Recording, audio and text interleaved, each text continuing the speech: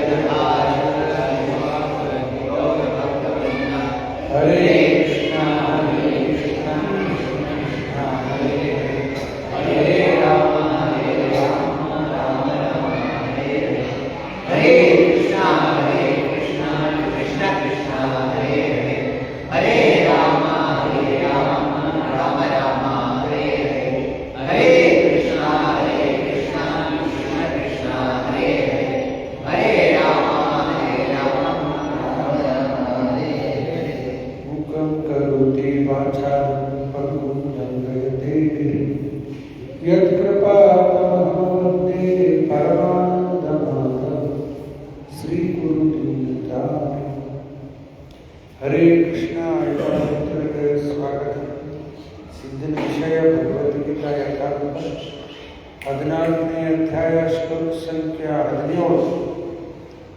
ಸತ್ವಾತ್ ಸಂಜಾಯತೆ ಜ್ಞಾನಂ ರಜಸೋ ಲೋಭ ಏವ ಚ ಪ್ರಮಾದ ಮೋಹೋ ತಮಸೋ ಭವತೋ ಅಜ್ಞಾನಂ ಏವ ಚ.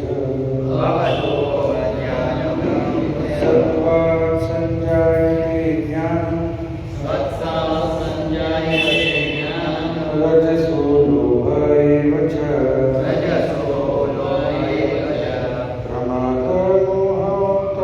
ಪ್ರಮಾದ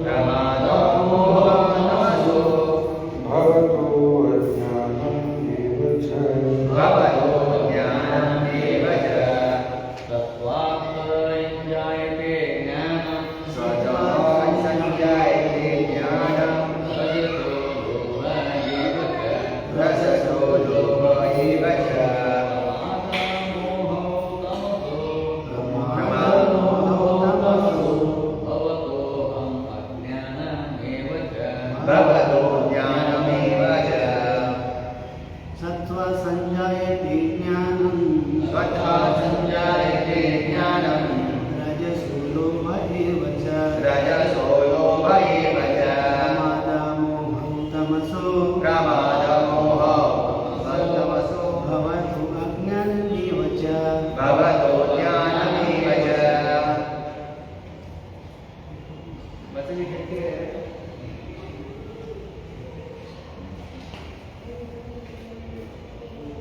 ಆಯ್ತಾ?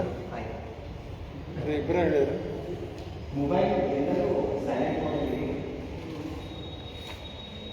ಅನುವಾದ ಮತ್ತು Bhagavata Srila Prabhupada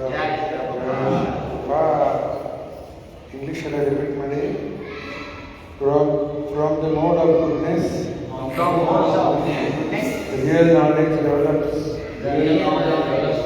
From the mode of passion grief develops. And from the mode of ignorance foolishness, madness and illusion develop. ಬಹಳ ಮಹತ್ವದ ಸಂದೇಶ. ಭಗವದ್ಗೀತಾ ಏನಿದೆ, ಇದು ಒಂದು ವಿಜ್ಞಾನ, ಕೇಳಿಸ್ಬೇಕು, ಸೈನ್ಸ್, ಪರ್ಫೆಕ್ಟ್ ಸೈನ್ಸ್.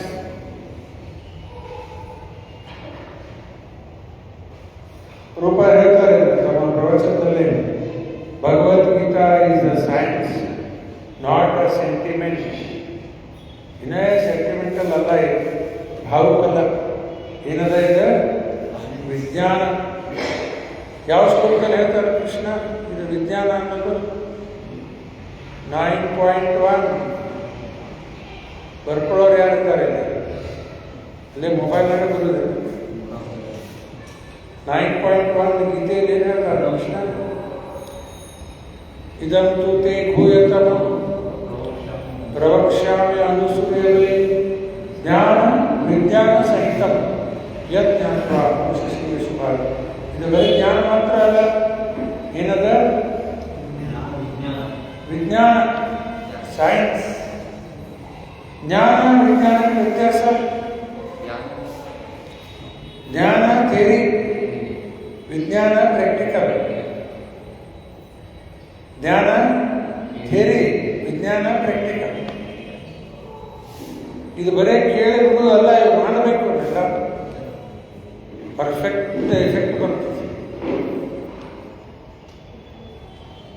ಅದಕ್ಕೆ ರೂಪಾಯಿ ಉದಾಹರಣೆ ಕೊಡ್ತಾರೆ. 2 ಕೃಷಿಗೆ ಎಷ್ಟಾಗ್ತದೆ? ಹರೇ ಕೃಷ್ಣ, ಇಲ್ಲಿ ನೋಡಿ ಏನಾಗ್ತದೆ ಕೊಟ್ಬಿಡ್ತಾ ಹುಡುಗರು. 2 + 2 ಎಷ್ಟಾಗ್ತದೆ? 2 + 2 ಎಷ್ಟು?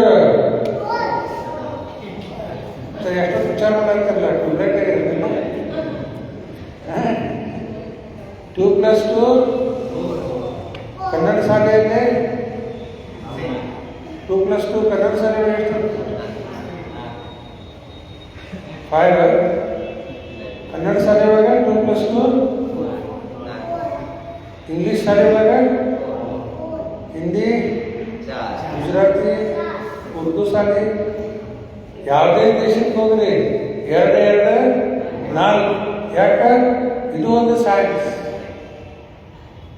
ಭಗವದ್ಗೀತಾನು ಸೈನ್ಸ್, ಪರ್ಫೆಕ್ಟ್ ಸೈನ್ಸ್. ಮುಂದೆ ರೂಪಾಯಿ ಉದಾಹರಣೆ ಕೊಡ್ತಾರೆ. 2ನೇ ಅಧ್ಯಾಯ 13ನೇ ಶ್ಲೋಕ 2.13 ಏನದ ಅಲ್ಲಿ? ದೇಹಿನೋ ಅಸ್ಮಿನ್ ಯಥಾ ದೇಹೇ ಕೌಮಾರ ಯೌವನಂ ಜರಾ ತಥಾ ದೇಹಾಂತರ ಪ್ರಾಪ್ತೆ ಧೀರಸ್ತತ್ರ ನ ಮುಹ್ಯತೆ. As the embodied soul continually passes in this body from boyhood to old age, the soul similarly passes into another body at the time of death. A sober person is not bewildered by such a change. ಇದೇ ನಮ್ಮ ಜನ್ಮದಲ್ಲೇ ನಾವು ಚಿಕ್ಕ ಮಕ್ಕಳಾಗಿದ್ವಿ. ಸುಮ್ ಕೊಡ್ಬೇಕು, ಇಲ್ಲ ಹೊರಗೋಗ್ಬೇಕು. ನಾವು ಚಿಕ್ಕ ಮಕ್ಕಳಾಗಿದ್ವಿ. ಆಮೇಲೆ ಕೌಮಾರದಿಂದ ಯೌವನಕ್ಕೆ ಬಂದ್ವಿ. ಆಮೇಲೆ ಈಗ ಜರ ಓಲ್ಡೇಜ್ ಹೆಂಗೆ ಬದಲಾಗ್ತದೆ. ಕೌಮಾರ ಯೌವನ ಜರ ಅದರಂಗ ಪ್ರಕಾರ ದೇಹಾಂತರ ಪ್ರಾಪ್ತಿ. ದೇಹಾಂತರ ಮೇಲೆ ಮತ್ತೊಂದು ಶರೀರ ಬಂದು ಇಲ್ಲಿ ಬದಲಾಗ್ತಲ್ಲ. ಕೌಮಾರದಿಂದ ಯೌವನದಿಂದ ಜರ ತಥಾ ದೇಹಾಂತರ ಪ್ರಾಪ್ತಿ. ಸಿಂಪಲ್ ಅಲ್ಲ? ಇಲ್ಲಿ ಹೆಂಗೆ ಬದಲಾಗ ಬಾಡಿ ಅದರಂಗ ಮುಂದೆ ಮತ್ತೊಂದು ಶರೀರ ಬಂತು. ಇದು ಯಾರು ತಿಳ್ಕೊಂಡಾರ ಅವರೇ ಧೀರ. ಮುಂದೆ ಕೃಪಾ ಹೇಳಲಿಕ್ಕತ್ತಾರ. ಇದು ಬರೇ ಭಾರತೀಯರಿಗೆ ಅಷ್ಟ ಆಗ್ತದೆ ಅಂದ್ರೆ ಕೌಮಾರ ಯೌವನ ಜರ ಹಿಂದೂ ಮಂದಿಗೆ ಅಷ್ಟ, ಎಲ್ಲರಿಗೂ ಆಗ್ಲಿಕ್ಕೆ, ಪಶು ಪಕ್ಷಿಗೂ ಆಗ್ಲಿಕ್ಕೆ. ನಾಯಿ ಮರಿ ಇಷ್ಟ ಐತಿ, ಈಗ ದೊಡ್ಡ ನೆನಪಿಲ್ಲ. ಈಗ ಹಿಂದೆ ಯಾವ ಶರೀರ ಒಳಗಿದ್ಲು, ಏನೇ ಕತಿ ಏನು ಗೊತ್ತಿಲ್ಲ, ಚಲೋನ ಗೊತ್ತಿಲ್ಲ. ಏನು ಉಪಯೋಗ ಮಾಡೋರು ತಗೊಂಡರು. ಹಿಂದಿನ ಜನ್ಮದರ ನೆನಪಾದ್ರೆ ಚಲೋ ಗಾಡಿ ಸುಮ್ಮನೆ ಈಗ ಇಲ್ಲಿಂದ ಪಾರಾಗೋದು ಒಂದೇ ವಿಚಾರ ಮಾಡಬೇಕು. ಭವಬಂಧನದಲ್ಲಿ ಮತ್ತೆ ಹುಟ್ಟಿ ಬರಬಾರ್ದಲ್ಲಿ. ಅದಕ್ಕೆ ಭಗವದ್ಗೀತೆ ಯಾರಿಗೂ ಗೊತ್ತಾ ಇಲ್ಲ ಗುಣ ಕೆಲಸ ಮಾಡ್ಲಿಕ್ಕಂತದ. ಮೋಡ, ಗುಡ್ನೆಸ್, ಪ್ಯಾಷನ್, ಇಗ್ನರೆನ್ಸ್ ಯಾರಿಗೂ ಯಾವ ಶಾಲೆ ಒಳಗೆ ಕಾಲೇಜ್ ಒಳಗೆ ಎಲ್ಲೂ ಕೆಲಸ ಇಲ್ಲ. ಈ 3 ಗುಣದ ಪ್ರಭಾವ ಆಗ್ಲಿಕ್ಕತ್ತದ, ಈಗೂ ಆಗ್ಲಿಕ್ಕತ್ತದ. ಈಗ ಸ್ವಲ್ಪ ಸತ್ಗುಣದ ಪ್ರಭಾವ ಜಾಸ್ತಿ ಆಗಿದೆ. ಹೀಗಾಗಿ ಇಲ್ಲೇ ಬಂದು ಕೂತೀವಿ ಸಮುದಾಯ ಒಳಗೆ. ಮತ್ತೆ ಇಲ್ಲಿ ಕಾರ್ಯಕ್ರಮ ಬಂದಮೇಲೆ ಮತ್ತೆ ರಜಗುಣ, ತಮಗುಣ ಮತ್ತೆ ಜಾಸ್ತಿ ಆಗಿದೆ. ಎಲ್ಲ ಹಿಂದಿನ ಅಧ್ಯಾಯ ಶ್ಲೋಕದಲ್ಲಿ ಬಂದದ. 3 ಗುಣದಲ್ಲಿ ಸ್ಪರ್ಧೆ ಅಂತ. ಒಮ್ಮೊಮ್ಮೆ ಸತ್ಗುಣ ಜಾಸ್ತಿ ಆಗ್ತದೆ, ಒಮ್ಮೊಮ್ಮೆ ರಜಗುಣ ಜಾಸ್ತಿ, ಒಮ್ಮೊಮ್ಮೆ ತಮಗುಣ ಜಾಸ್ತಿ ಆಗ್ತದೆ. ಈ ರೀತಿ ಸ್ಪರ್ಧೆ ಆಗ್ತಾ ಇದೆ. ಈಗ ಇವತ್ತಿನ ಶ್ಲೋಕದಲ್ಲಿ ಸತ್ಗುಣದಿಂದ ಏನಾಗ್ತದೋ ಎಫೆಕ್ಟ್ ಅಂತ ಹೇಳಲಿಕ್ಕೆ ಕೃಷ್ಣ. ಸತ್ಗುಣದಿಂದ ಜ್ಞಾನ ಬರ್ತದೆ. From the mode of goodness real knowledge develops. ಖರೇ ಜ್ಞಾನ ಬರ್ತದೆ ಸತ್ಗುಣದಿಂದ. ಈಗ ಸತ್ಗುಣದಾಗಿದ್ದವರೇ ಇವತ್ತು ಸ್ಕೂಲಲ್ಲಾಗಲಿ ಕಾಲೇಜಲ್ಲಾಗಲಿ ಏನೋ ಧ್ಯಾನ ಪಡ್ಕೊಳ್ಳಿಕ್ಕತ್ತಿರ್ತಾರೆ. ಅದು ಒಂದು ಸತ್ಗುಣನೇ ಒಂದು ರೀತಿ. ಆಮೇಲೆ ಮುಂದೆ ರಿಯಲ್ ನಾಲೆಜ್, ಶಾಸ್ತ್ರಜ್ಞಾನ ಇವೆಲ್ಲ ಶುರು ಆಗ್ತದೆ ಸತ್ಗುಣದಲ್ಲಿ ಬಂದಾಗ. ರಿಯಲ್ ನಾಲೆಜ್ ಯಾವಾಗೀಗ ಈ 14ನೇ ಅಧ್ಯಾಯ ನೋಡಿದ್ರೆ 17ನೇ ಶ್ಲೋಕ, 13ನೇ ಅಧ್ಯಾಯ ಹಿಂದಿನ ಅಧ್ಯಾಯ ಒಳಗೆ 5 ಶ್ಲೋಕದಲ್ಲಿ ಕೃಷ್ಣ ಧ್ಯಾನ ಏನನ್ನು ಹೇಳ್ಕೊಟ್ಟಲ್ಲ. ಯಾವ 5 ಶ್ಲೋಕ? 8, 9, 10, 11, 12 ಸಾಕಲ್ಲ. 13ನೇ ಅಧ್ಯಾಯ ನೆನಪಿಡ್ಲಿಕ್ಕೆ ಈಸಿ ಮಾಡಿ ಹೇಳತ್ತೀನಿ ನಿಮಗೆ. 8, 9, 10, 11, 12 ಇವೇನೈದು ಶ್ಲೋಕ ನಂಬರ್ 7, ಅಧ್ಯಾಯ 13. ಈ 5 ಶ್ಲೋಕದಲ್ಲಿ ಭಗವಂತ ಹೇಳಿಕತ್ತಾನ ಜ್ಞಾನ ಅಂದ್ರೆ. ಈ 5 ಶ್ಲೋಕದಲ್ಲಿ ಜ್ಞಾನ ಏನನ್ನೋದು ಹೇಳ್ಕೊಟ್ಟಾವ. 25 ಬಂದಾವ. ಅನ್ಯಥಾ ಇದು ಬಿಟ್ಟರೆ ಎಲ್ಲ ಅಜ್ಞಾನ. ಈಗ ಜನ ಸತ್ಗುಣದಲ್ಲಿ ಇಲ್ಲ ಅನ್ನಲಿಕ್ಕೆ ಪ್ರಮಾಣ ಇಲ್ಲಿ ಬರುವುದಿಲ್ಲ ನೋಡ್ರಿ. ಎಲ್ಲ ಜನ ಹಿಂಗ ಹಾದು ಹೋಗ್ತಾರೆ, ಎಕಡೆ ಒಳ ಬರಂಗಿಲ್ಲ, ಸತ್ಗುಣ ಇಲ್ಲ.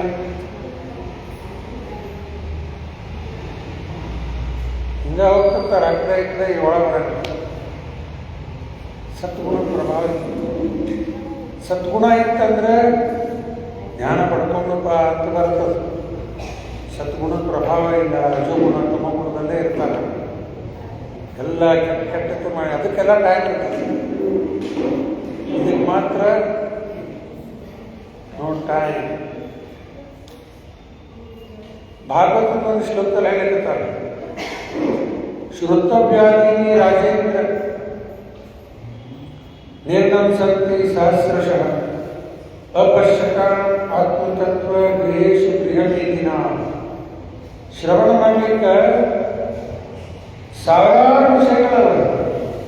ಶ್ರುತವ್ಯಾಧಿ ಅಂದರೆ ಶ್ರವಣ ಮಾಡಲಿಕ್ಕೆ. ಶ್ರುತವ್ಯಾಧಿ ರಾಜೇಂದ್ರ. ರಾಜೇಂದ್ರ ಯಾರಿಗೆ ಹೇಳ್ತಾರೆ? ಪರೀಕ್ಷಿತರಿಗೆ. ರಾಜೇಂದ್ರ ಕುಮಾರ್ ರಾಘವೇಂದ್ರ ರಾಮ ಸ್ವಾಮಿಗಳ ಹೆಸರು ಆಯ್ತು ರಾಘವೇಂದ್ರ ಸ್ವಾಮಿ. ಅದರಲ್ಲಿ ಯಾದವೇಂದ್ರ ಯಾರು? ಕೃಷ್ಣ. ಯದುಕುಲದಲ್ಲೇ ಶ್ರೇಷ್ಠ. ಮಾಧವೇಂದ್ರ ಅದು ಕೃಷ್ಣನೇ. ಆ ಯದುಕುಲದಲ್ಲಿ ಒಬ್ಬರ ಹೆಸರು ಮಧು, ಒಬ್ಬ ರಾಜ. ಆದ್ದರಿಂದ ಕೃಷ್ಣನ ಹೆಸರು ಮಾಧವೇಂದ್ರ. ಮಾಧವೇಂದ್ರ, ಯಾದವೇಂದ್ರ, ರಾಘವೇಂದ್ರ, ಇಲ್ಲೇ ರಾಜೇಂದ್ರ.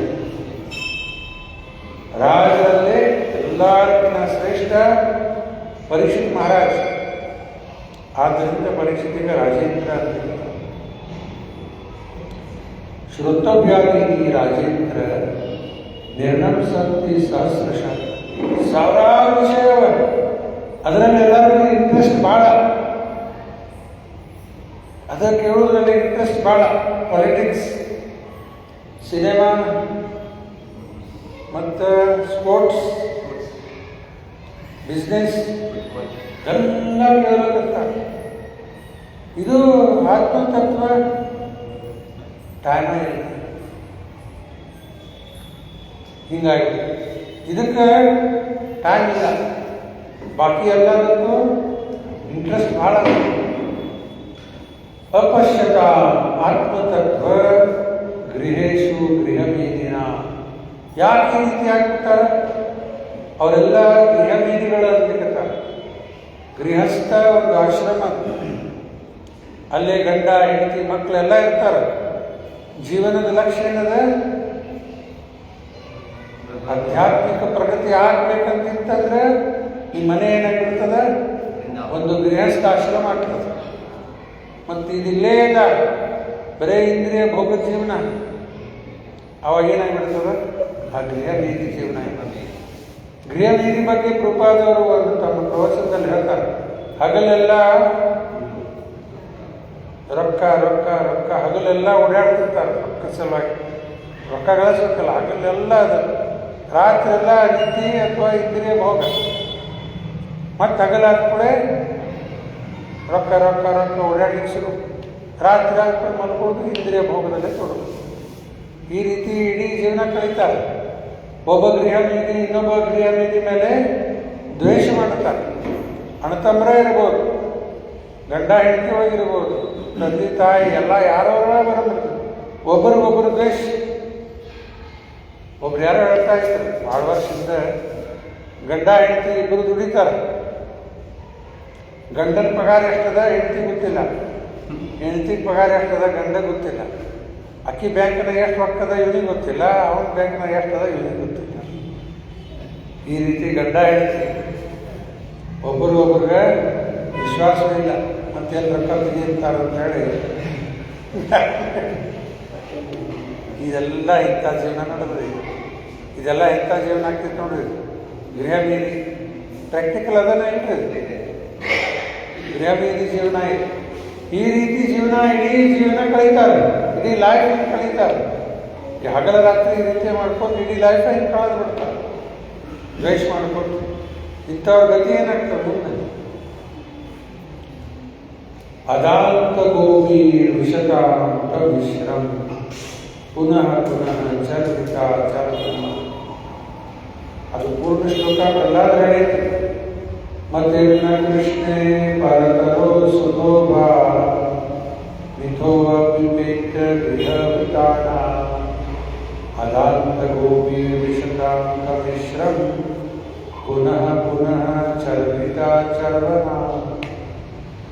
ಮತ್ತ ಅದಾಂತ ಗೋಪಿ ವಿಶತಾಂ ಅಂದ್ರೆ ನರಕ ಲೋಕಕ್ಕೆ ಹೋಗ್ತಾರ, ಹೊಳ್ಳೆ ಕಡೆ ಕಲ್ಲೇ ಹೋಗಿ ಸೇರೋದು.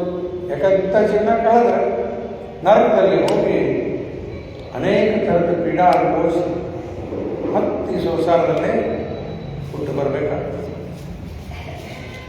ಇವೆಲ್ಲದಿಂದ ಪಾರಾಗಬೇಕು ಒಂದು ಅವಕಾಶ ದೇವರು ಮಾಡಿಕೊಟ್ಟಾನೆ. ಅದೇ ಮಾನವ ಜನ್ಮ.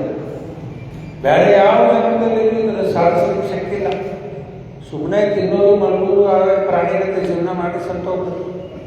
ಮನುಷ್ಯ ಜನ್ಮದಲ್ಲಿ ಮಾತ್ರ ಶಾಸ್ತ್ರ ಕೊಟ್ಟ, ತಿಳ್ಕೊಳ್ಳಿಕ್ಕೆ ಬುದ್ಧಿ ಕೊಟ್ಟಾನೆ. ಒಂದು ಬುದ್ಧಿನೂ ಇದ್ದಿದ್ರೆ ಅದು ಏನು ಹೇಳ್ತೈತೆ?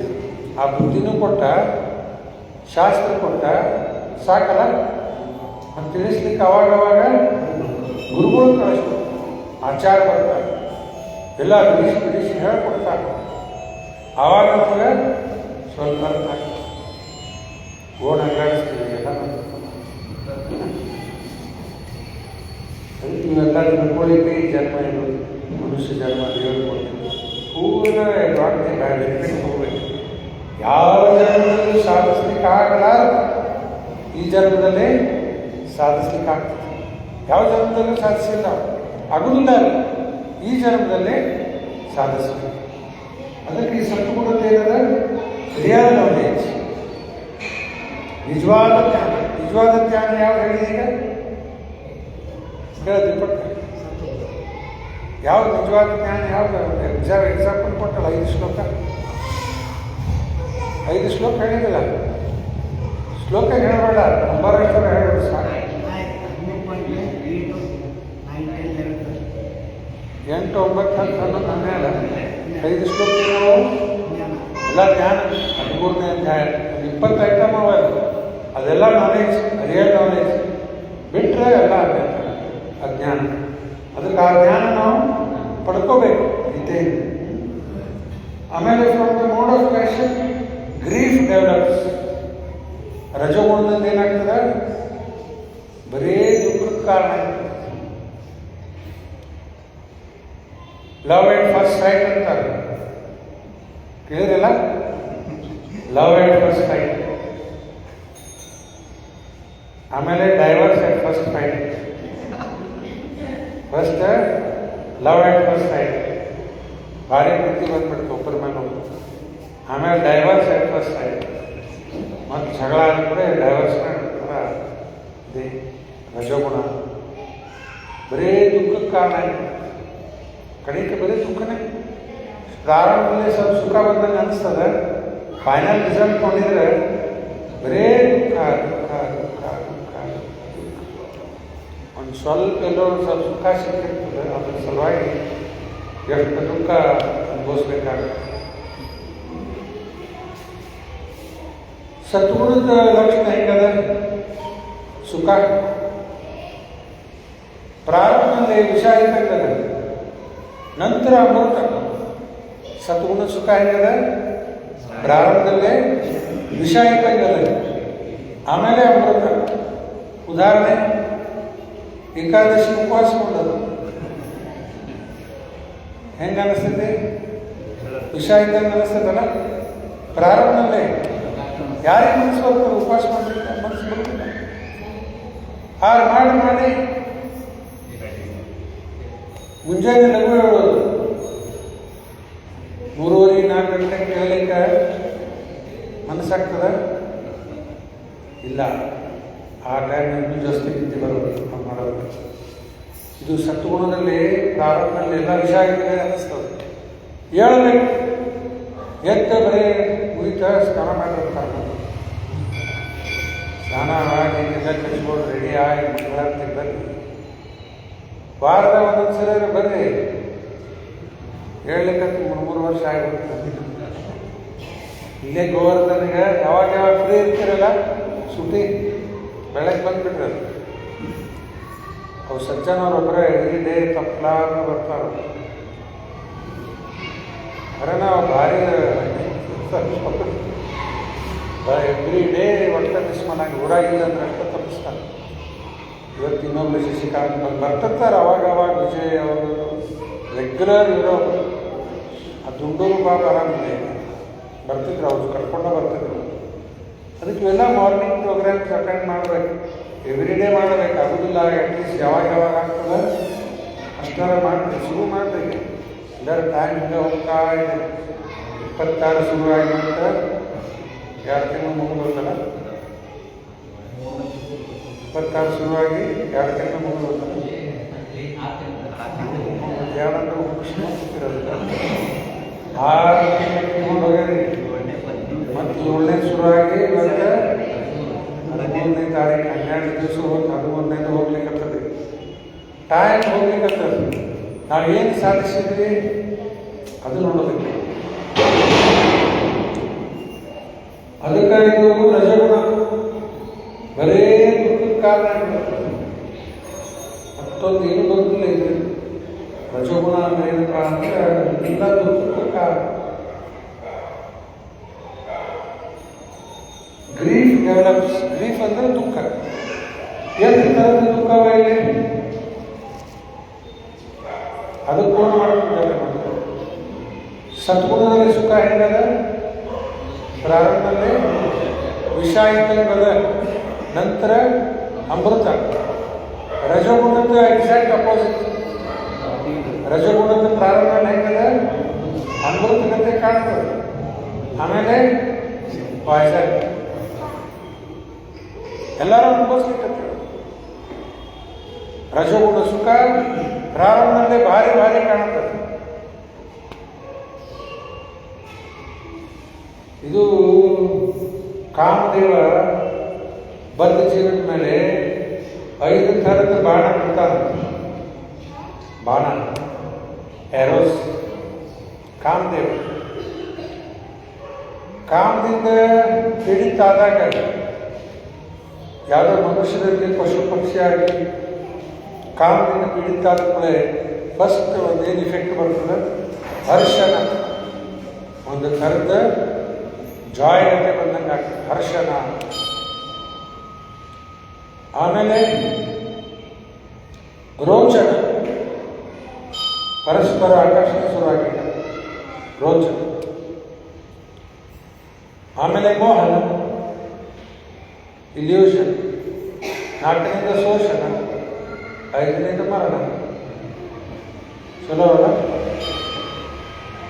5 ಬಾಣ ಕಾಮದೇವ ಯೋಗ ಮಾಡಲಿಕ್ಕಾಗಲ್ಲ ಬದ್ಧ ಜೀವಿತ. ಅದಕ್ಕೆ ರಜೋಗುಣಕ್ಕೆಲ್ಲ ಸುಖ ಇಲ್ಲಿ ಭಾರಿ ಭಾರಿ ಅನಿಸ್ಬಿಡ್ತದೆ. ಆಮೇಲೆ ಒಬ್ಬರಿಗೊಬ್ಬರಿಗೆ ಹಾಗೆ ಬರುವುದಿಲ್ಲ. ಸುಮ್ಮನೆ ಏನೋ ಜೀವನ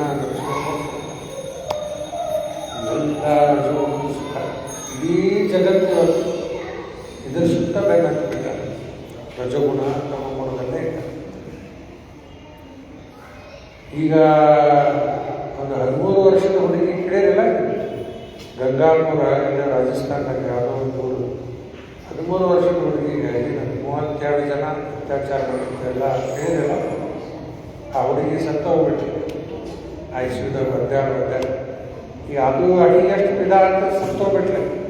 ಇವ್ರಿಗೆ ಚಲೋ ಎಲ್ಲ ಸಿಕ್ಕಿದ್ದಾರಲ್ಲ, ಅವ್ರಿಗೆಲ್ಲ ಏನಂತ ಮುಂದೆ ಮಾಡ್ಲಿಕ್ಕೇನೋ ಹೋಗಿ ಎಲ್ಲ ಎಷ್ಟು ಗಿಡ ಅನ್ಭವಿಸ್ಬೇಕು. ಈ ಬರೀ ಈ ಗುಡಿಸಿನ ಕೈಯಾಗ ಅಷ್ಟ ಇಲ್ಲ, ಮುಂದೂ ಭಾರಿ ಭಾರಿ ದುಃಖ ಬರ್ತದೆ. ಅವ್ರಿಗೆ ನರಕದಲ್ಲಿ ಒಂದು ಗಿಡ ಎಲ್ಲ ಅನ್ಭವಿಸ್ಬೇಕು. ಅದಕ್ಕೆ ರಜಗುಣದಲ್ಲಿ ಏನಾಗ್ತದೆ? ಸ್ವಲ್ಪ ಸುಖಕ್ಕೆ ಹೋದ್ರೆ ಎಲ್ಲ ದುಃಖದ ಕಾರಣ ಆಯ್ತು. ಏನೋ ಮಾಡಲಿಕ್ಕೆ ಹೋಗಿ ಇನ್ನೊಂದು ಗಿಡದಲ್ಲಿ ಅನುಭವಿಸ್ಬೇಕು. ರಜಗುಣಕ್ಕೆ ಇವೆಲ್ಲ. ಆಮೇಲೆ ತಮಗುಣ, ಫುಲಿಶ್ನೆಸ್, ಮ್ಯಾಡ್ನೆಸ್, ಇಂಡಿವಿಜುವಲ್ ಪ್ರಾಬ್ಲಮ್. ಎಲ್ಲ ಅಜ್ಞಾನಕ್ಕೆ ಕಾರಣ ಇದೆ. ಅಜ್ಞಾನ ನಾನ್ಸೆನ್ಸ್ ಅದು ದೌರ್ಬಲ್ಯ. ಇಲ್ಲೇ ಕೃಪಾದವರು ಕಲ್ಪದಲ್ಲಿ ಬರ್ತಾರೆ, ಮನುಷ್ಯ ಧರ್ಮದಲ್ಲಿ ಸತ್ಗುಣ ಜಾಸ್ತಿ ಮಾಡ್ಕೋಬೇಕು. ಮನುಷ್ಯ ಜನ್ಮದಲ್ಲಿ ಸತ್ಗುಣ ಜಾಸ್ತಿ ಆಗಬೇಕು. ಒಂದು ಪ್ರವಚನದಲ್ಲಿ ಕೃಪಾ ಹೇಳ್ತಾರೆ, ಮನುಷ್ಯ ಸಮಾಜ ಅಂದರೆ ಮಾನವ ಸಮಾಜ ಅಂದರೆ ಆ ಶಿಷ್ಯ ಜೊತೆ ಮಾತಾಡ್ತಾ ಇದ್ದಾರೆ. ಅವ ಹ್ಯೂಮನ್ ಸೊಸೈಟಿ ಅಂತ ಅನ್ಬೇಕು. ಶಿಷ್ಯ ರೂಪ ಹೇಳ್ತಾರೆ, ಎಲ್ಲದ ಮಾನವ ಸಮಾಜ ಅಂತ ಹೇಳ್ತಾರೆ. ತಾಯಿನೇ ಮಗುನ ಕೊಂದು ಹಾಕಿರ್ತಾರೆ, ಹಾಕ್ತಾವೆ ಮಕ್ಕಳು ಬೇಡ ಅಂತ ಹೇಳಿ ಆ ಮಗುನ ಸಾಯಿಸ್ಬಿಡ್ತಾರೆ. ಇನ್ನು ಯಾವ ಪ್ರಾಣಿನೂ ಮಾಡ್ತಾರೆ. ಪ್ರಾಣಿ ಪಕ್ಷಿ ತಮ್ಮ ಮರಿ ಕಾಯ್ತಾವೆ, ಉಳಿಸ್ತಾವೆ. ತಮ್ಮ ಪ್ರಾಣ ಹೋದ್ರೂ ಚಿಂತಿಲ್ಲ, ಉಳಿಸ್ತಾವೆ. ನೋಡಿರಿ ವಿಡಿಯೋ. ಒಂದು ಚಿಗರಿ ಮರಿ ನೀರಾಗ ಹೋಗ್ಯಾನ, ನದಿ ಕೆರೆ ಏನೋ ನೀರಾಗ ಹೋಗ್ಯಾನ ಚಿಗರಿ ಮರಿ. ಮೊಸಳೆ ಬೇಕಾಗ್ತಿರ್ತಾವೆ, ತಾಯಿ ನೋಡ್ತಾವೆ. ಆ ಚಿಗರಿ ಮರಿ ಹಿಡಿತದೆ, ಈಗ ತಂದ ಮರಿ ಅದು. ಮೊಸಳೆ ಮತ್ತು ಆ ಚಿಗರಿ ಮರಿ ಮಧ್ಯದಲ್ಲಿ ಬಂತು. ಇನ್ನು ಮೊಸಳೆ ಏನು ಮಾಡ್ತದೆ, ಈಗ ತಾಯಿ ಹಿಡ್ಕೊಂಡು ಆ ಮರಿ ಪಾಲಾಗಿ ತನ್ನ ಮರಿ ಉಳಿಸ್ಲಿಕ್ಕೆ ತನ್ನ ಪ್ರಾಣನೇ ಕೊಡ್ತಾರೆ. ಇದು ಪ್ರಾಣಿ ಮಾಡ್ಲಿಕ್ಕತ್ತಾವೆ ಮನುಷ್ಯರ. ಇದು ಎಲ್ಲಿ ಮಾನವ ಸಮಾಜ ಅಂತ. ಚಿಕ್ಕ ಮಕ್ಕಳು ಸಾಯಿಸಿದ ಅಷ್ಟ ಅಲ್ಲ, ದೊಡ್ಡ ದೊಡ್ಡವರು ಸಾಯಿಸಿದ ಉದಾಹರಣೆ. ಅವೆಲ್ಲ ಹೇಳಬೇಕಾಗಿಲ್ಲ, ನಿಮಗೆ ಎಲ್ಲ ಕೇಳಿರಿ ನೀವು.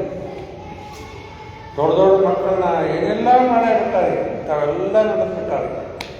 ಗಂಡನ ಸಾಯಿಸಿದ್ದು, ಹೆಂಡತಿಗೆ ಸಾಯಿಸಿದ್ದು, ತಂದೆಗೆ ಸಾಯಿಸಿದ್ದು, ಎಲ್ಲ ಎಷ್ಟು ಕೆಟ್ಟ ಆಗಬೇಕು ಎಲ್ಲ ನಡೆದ್ಬಿಟ್ಟು.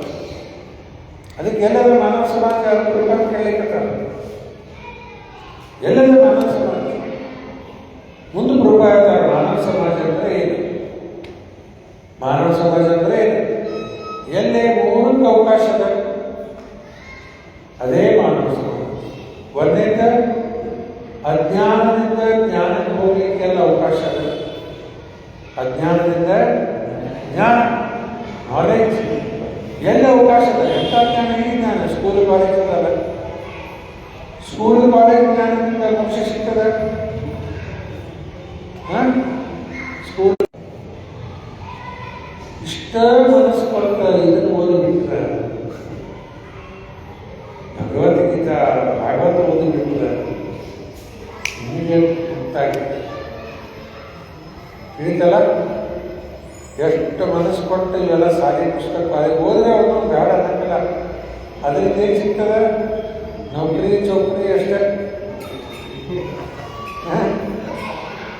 ಹೇಗೆ ಹುಡುಗರು ಡಿಗ್ರಿ ಆಗ್ಯಾರ ಕಡೆ ನೌಕರಿ ಸಿಗ್ತದೆ, ಆಮೇಲೆ ಎಲ್ಲ ಕಡೆ ಆಗ್ತದೆ, ಚೌಕರಿ ಸಿಗ್ತಾವೆ, ಎಲ್ಲ ಆಗ್ತದೆ ಅಷ್ಟೇ.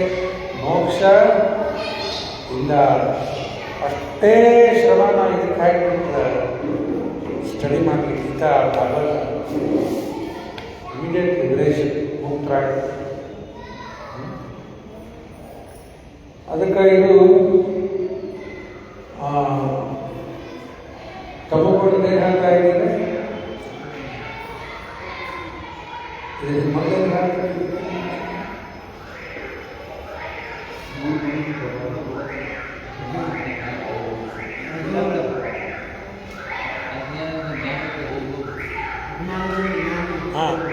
ಮಾನವ ಸಮಾಜ ಅಂದರೆ ಅದೇ ಹೇಳ್ತಾ ಇದ್ದೆ.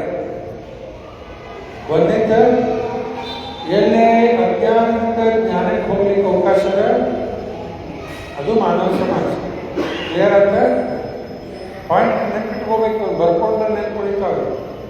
ಅಜ್ಞಾನದಿಂದ ಜ್ಞಾನಕ್ಕೆ ಹೋಗ್ಲಿಕ್ಕೆಲ್ಲ ಅವಕಾಶ ಇದೆ, ಅದು ಮಾನವ ಸಮಾಜ. ಒಂದು. ಎರಡನೇದು, a life of suffering to life of this. ಬರೇ ದುಃಖ ಈ ಜಗತ್ತಲ್ಲಿ, ಅಲ್ಲಿಂದ ಆನಂದ ಪಡಲಿಕ್ಕೆ ಎಲ್ಲ ಅವಕಾಶ ಇದೆ, ಅದು ಮಾನವ ಸಮಾಜ. ಈಗ ರಾಯಪುರ ಗೋವಿಂದ ಧಾಮ ಆಗಿದೆ, ದೊಡ್ಡ ದೇವಾಲಯ ನಿರ್ಮಾಣ ಆಗ್ಯದ. ಈಗಾಗಲೇ ಮನೆ ಪ್ರಾಣ ಪ್ರತಿಷ್ಠಾಪನೆಯೂ ಆಯಿತು. ಇಲ್ಲೆಲ್ಲ ಏನಾಗ್ತದೆ ಬಂದವರಿಗೆ? ಅಜ್ಞಾನದಿಂದ ಜ್ಞಾನಕ್ಕೆ ಒಂದು ಅವಕಾಶ, ಲೈಫ್ ಆಫ್ ಸಫರಿಂಗ್ ಇಂದ ಲೈಫ್ ಆಫ್ ಎಂಜಾಯ್ಮೆಂಟ್ ಆಗ್ತದೆ. ಮೂರು ಎರಡು ಆಗ್ತದೆ. ಮೂರನೇದ temporary life to permanent life.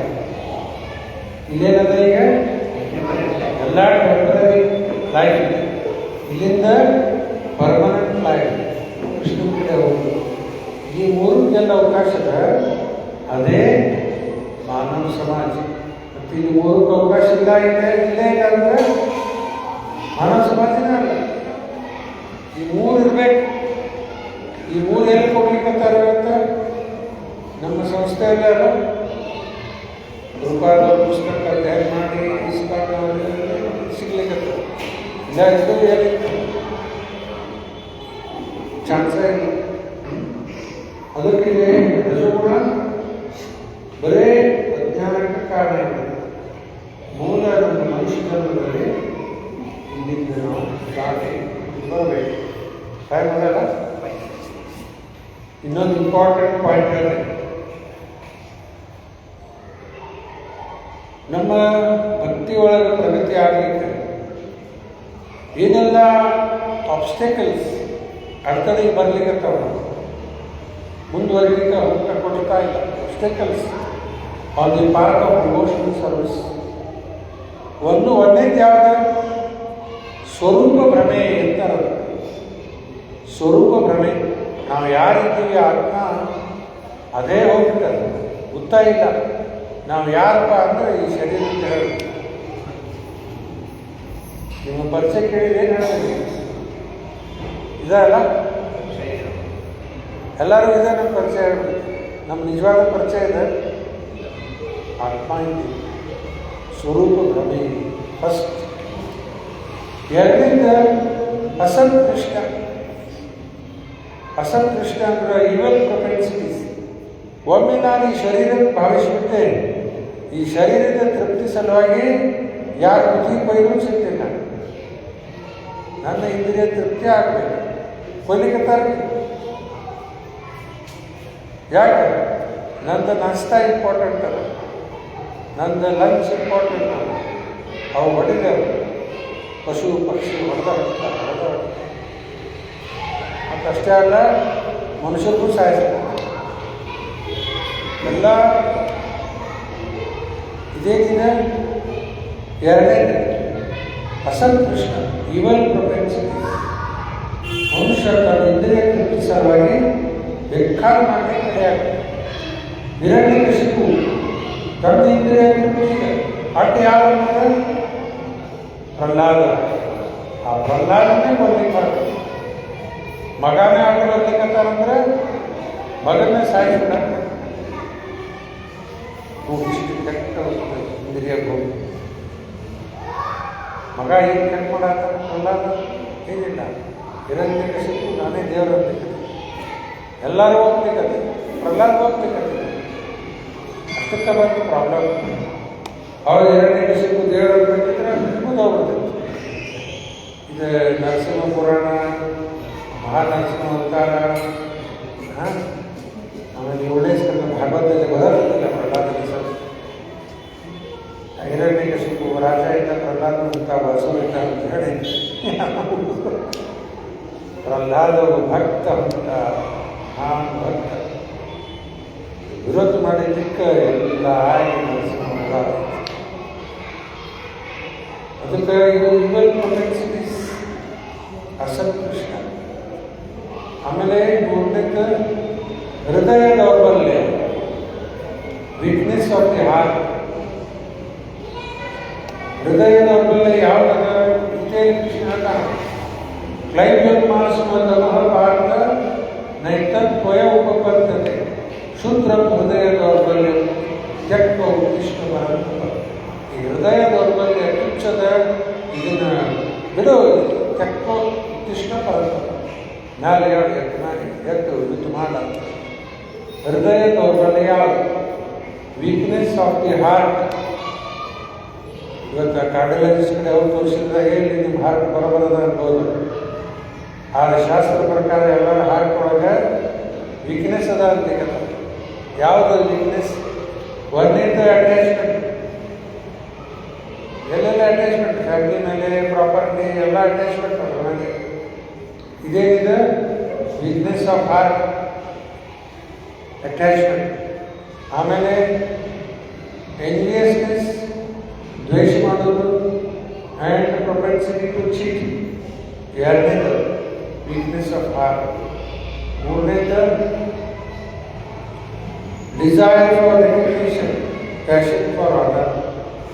ಇವೆಲ್ಲ ಹೃದಯದಲ್ಲಿ ವೀಕ್ನೆಸ್. ಇವು ಇದರಿಂದ ಹೊರಗೆ ಆಗ್ತದೆ. ಎರಡನೇ ಮೂರನೇ ಆಬ್ಸ್ಟೆಕಲ್. ನಾಲ್ಕನೇದು ಅಪರಾಧ. ಅನೇಕ ಥರದ ಅಪರಾಧ ಮಾಡ್ತಾ ಇರ್ತೀವಿ. ಹಿಂಗಾಗಿ ಜಪ ಮಾಡೋದು, ಆ ಜಪ ಜೊತೆಗೆ ಅಪರಾಧ ಮಾಡಿ.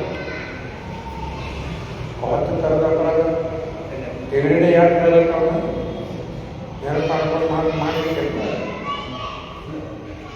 ಇವೆಲ್ಲ ಅಪರಾಧದಿಂದ ದೂರ ಆಗದೆ ಅಪರಾಧ ಮಾಡಬಾರ್ದು. ಎಷ್ಟು ಥರದ ಅಪರಾಧಗಳು, ನಾನು ಅಪರಾಧ ಎಲ್ಲ ಯಾರು ಕುಡಿದಿಲ್ಲ, ಮಕ್ಕಳು ಪುಸ್ತಕದಲ್ಲ. ಆಮೇಲೆ ಜೀವ ಅಪರಾಧ, ಮತ್ತೊಂದು ಜೀವಕ್ಕೆ ತೊಂದರೆ ಕೊಟ್ಟರೆ ಜೀವ ಅಪರಾಧ. ನಾಮ ಅಪರಾಧ, ಜೀವ ಅಪರಾಧ, ಸೇವಾ ಅಪರಾಧ. ಸೇವಾ ಮಾಡ್ತೀವಿ, ಅದರ ಜೊತೆಗೆ ಅಪರಾಧ ಮಾಡ್ತೀವಿ. ಧಾಮ ಅಪರಾಧ, ಧಾಮದಲ್ಲಿ ಹೋಗಿ ಅಪರಾಧ ಮಾಡ್ತೀವಿ. 5ನೇದು ವೈಷ್ಣವ ಅಪರಾಧ. ಈ ರೀತಿ ಅಪರಾಧ ಮಾಡ್ತಾ ಇದ್ದರೆ ಭಕ್ತಿಯಲ್ಲಿ ಮುಂದುವರಿಲಿಕ್ಕೆ ಶಕ್ತಿ ಆಗುತ್ತೆ. ಅಪರಾಧ ಶೂನ್ಯ ಹೋಯ್, ಅಪರಾಧ ಶೂನ್ಯ ಹೋಯ್. ಲೋ ಕೃಷ್ಣ ನಾಮ, ಕೃಷ್ಣ ಮಾತಾ, ಕೃಷ್ಣ ಪಿತಾ, ಕೃಷ್ಣ ಧನ ಪ್ರಾರ್ಥನೆ. ಈ ರೀತಿ ನಾವು ಜಪ ಮಾಡಬೇಕು, ಅಪರಾಧದಿಂದ ದೂರ ಆಗ್ತದೆ. ಆವಾಗ ನಮ್ಮ ಭಕ್ತಿಯಲ್ಲಿ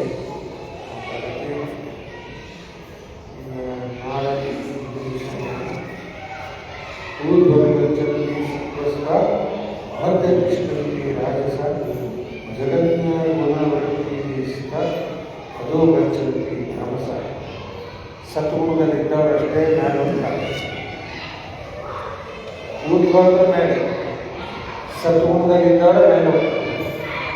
ಸ್ವರ್ಗ ಯಾರು ಸತ್ತಾಗಿರುತ್ತಾರೆ ಮೇಲೆ ಹೋಗ್ಯಾರ ಅಂತ ಹೇಳ್ತಾರೆ. ಯಾರು ಮೇಲೆ ಹೋಗುದಿಲ್ಲ, ಸತ್ಗುಣದಲ್ಲಿದ್ದವರು ಮಾತ್ರ ಸ್ವರ್ಗ. ರಜಗುಣದಲ್ಲಿದ್ದವರು ಇಲ್ಲೇ ಉಳಿಬೇಕು, ಮತ್ತೆ ಇಲ್ಲೇ ಹುಟ್ಟಬೇಕು. ಎಲ್ಲ ಎಂಥ ಜನ ಬರ್ತಾರೋ ಗೊತ್ತಿಲ್ಲ, ಭಾಳ ಡೇಂಜರ್. ನಾವೆಲ್ಲ ಇದು ಸಿಕ್ಕದ ಏನು ಭಾರಿ ಬಿಟ್ಟಿವಿ. ಯಾವ ಕ್ಷಣಕ್ಕೆ ನಿಂತದ ಗೊತ್ತಿಲ್ಲ, ಮುಂದೆ ಎಲ್ಲಿ ಹೋಯ್ತದ ಅದು ಗೊತ್ತಿಲ್ಲ. ಅದಕ್ಕೆ ಭಾಳ ಸೀರಿಯಸ್ನೆಸ್ ಬೇಕು. ಎಲ್ಲ ಸ್ಪಿರಿಚುವಲ್ ಆಗಿ ಕ್ಯಾಶುವಲಿ ತೊಗೊಳ್ಳೋದಲ್ಲ ಇದು. ಅದಕ್ಕೆ ಊರು ಗಚ್ಚಲ್ಲಿ ಸಂತೋಷ ಮತ್ತೆ ರಾಜಸ ಜಗನ್ನ ಗುಣವೃತ್ತಿ ಅದೋ ಗಚ್ಚಂತಿ ತಾಮಸ. ತಮ್ಮೂರ್ನಲ್ಲಿದ್ದವರು ನಾರಕಕ್ಕೆ ಹೋಗ್ತಾರೆ ಹೇಳಿ. ಅದರಿಂದ